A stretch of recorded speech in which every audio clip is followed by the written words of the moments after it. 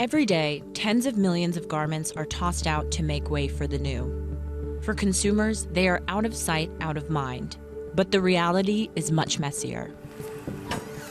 Some of the discarded clothes enter a global secondhand supply chain that works to prolong their lives.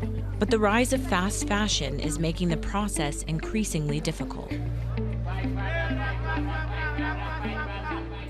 Ghana was the world's biggest importer of used clothing in 2020. And here at Kantamanto Markets in Accra, the capital of Ghana, millions of garments arrive every week in massive bales. The market wholesalers and resellers do their best to try and sell as much as they can.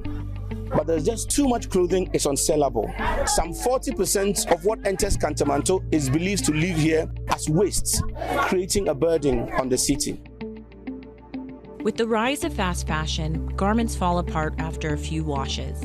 Cheap synthetic blended fabrics are difficult to repurpose, and people are buying and throwing away too quickly.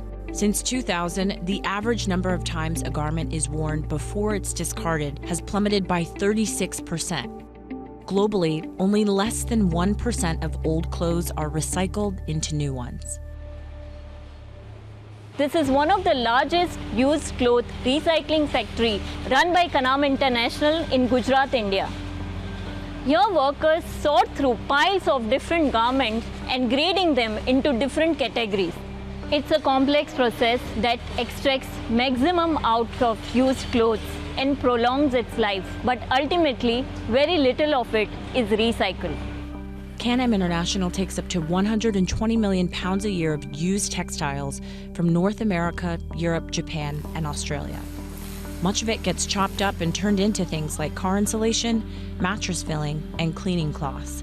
But at some point, these products still end up in a landfill or incinerator. According to the UN, the fashion industry contributes between 2% and 8% of global carbon emissions. Companies are considering alternative models that include capping growth, focusing on fewer, higher quality items, and narrowing inventory to climate-friendly options, though it's unclear how these approaches scale over time.